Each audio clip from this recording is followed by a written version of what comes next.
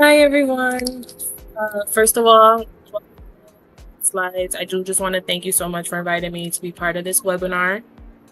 It's truly an honor to speak in a space where we're not just talking about education, but actually redefining it. Um, Allow me just a moment just so I can get my slides up here.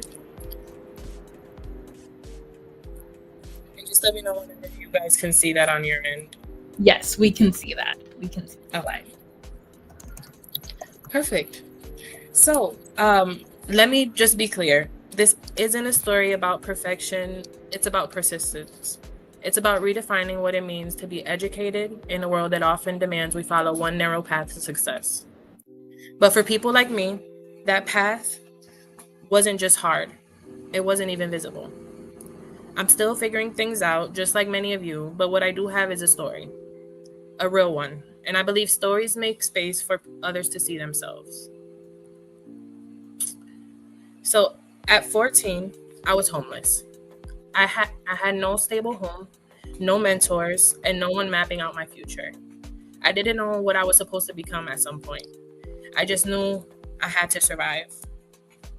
There were no rubrics, no after-school programs, just long nights, cold mornings, and a quiet whisper inside of me that kept saying, "You're meant for more than this." So I pushed myself to get my high school diploma. I worked jobs that barely paid, and I learned how to communicate, problem solve, and show up even when everything felt heavy.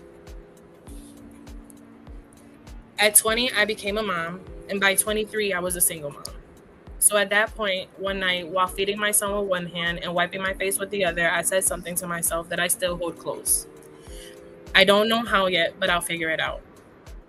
Now, that moment didn't come with a diploma, but it taught me one of the most essential skills for the future: resilience. The ability to keep showing up even when nothing around you is easy. So I heard a quote while I was in that stage of my life that said, "Saying no only solidifies you never will."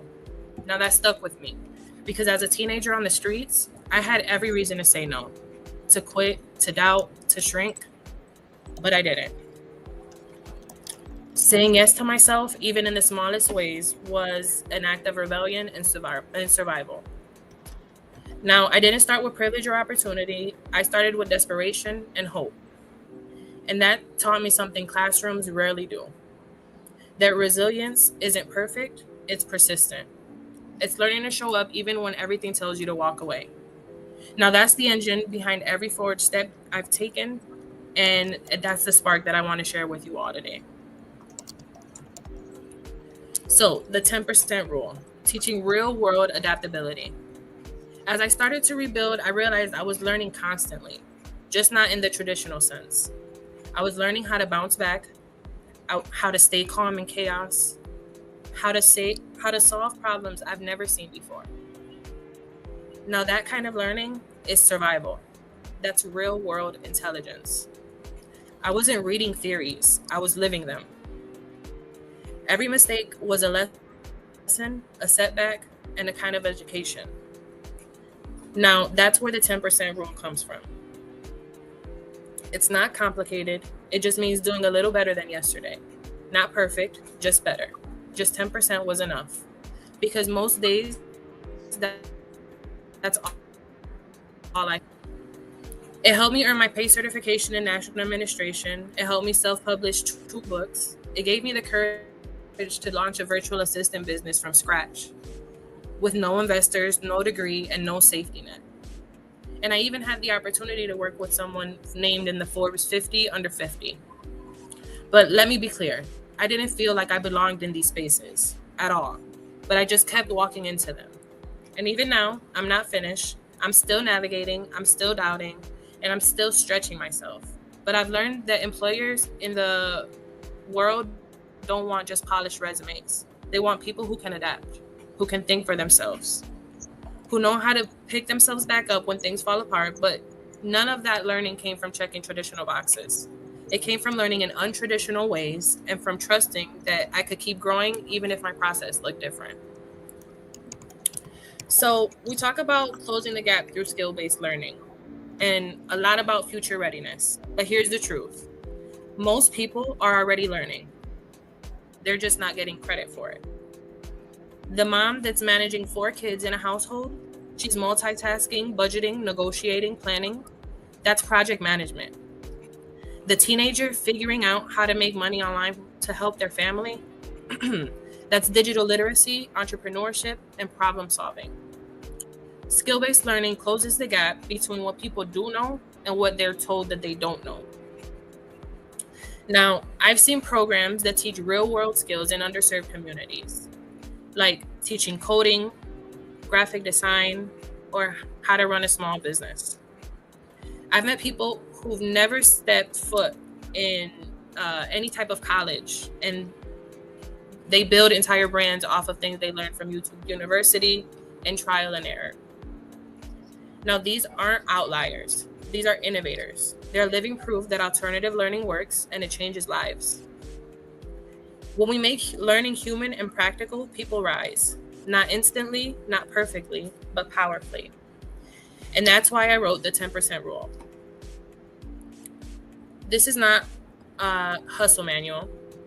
This is not about becoming a productivity machine. It's for the people who feel overwhelmed, discouraged, or stuck and need something small and honest to believe in again. And I'm still applying it to my own life every day. I don't always get it right, but it's my reminder that slow is still movement. And that effort, even when it's quiet, still counts. So let me say something we don't say enough in professional spaces. People need to see themselves in the process. We get assigned the most high-tech, well-funded program in the world, but if someone looks at it and thinks, that's not for me, they're not going to engage with it. Or worse, they'll show up, stay quiet, and leave feeling more isolated. Now, we talk about access, but it goes beyond access. I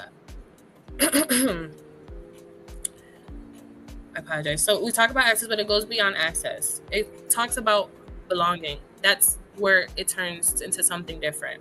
That's about believing you deserve to be in that room, even if you don't speak the language yet. That's why I lead with storytelling, because not everyone connects with the here's the 7 steps to crush your goals, but almost anyone can connect with let's just take the next step together. When I wrote the 10% rule, I didn't write it for overachievers. I wrote it for the people who show up even when no one expects them to. And the learners we serve today are often self-taught, self-healed, and self-funded. When we validate that kind of brilliance, we're not just educating, we're empowering. We don't need to convince learners to be extraordinary. We need to create spaces where they feel ordinary and still be enough. Maybe you haven't walked the same path I have, and maybe you've had to start over. Maybe you've doubted whether your voice even matters. Now, if that's you, I want you to know you belong here. You're not behind, you're just building differently. The goal isn't perfection. It's participation. It's showing up. It's saying, maybe I don't know everything yet, but I'm here, I'm trying, and I'm learning. Now, that mindset alone can change the course of someone's entire life. Now, I'm going to close up here with a simple question. What does the future of learning need? It needs compassionate curriculum, systems that don't shame people for starting late, but celebrate them for starting at all. Learning that honors struggle and validates effort. We need learning that honors real life and gives people the tools to rise within it. This is why the 10% rule exists. Not to offer a magic solution, but to remind people that starting small is still starting. That progress, even in inches, is still progress. Because when someone truly believes they can learn, adapt, and rise, the hardest doors will eventually open.